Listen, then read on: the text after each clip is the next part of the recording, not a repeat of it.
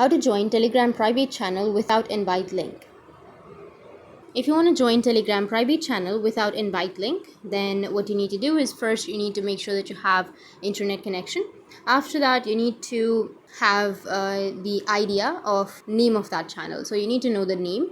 And once you know the name of that channel, you need to open up your browser, any browser that you're comfortable with. And I'll be here with my Chrome browser. Once you're on your browser, now on the search, you need to search for https t.me/Kapil Sharma Show, the channel that I want to join. Or you can also go with another name. Once you're done, you need to go with search. And once you've searched, here as you can see, you can tap on send message, or you can also continue to Telegram. So you will have continue to Telegram, which will be on the top right. Tap on continue and it will take you to the Telegram application.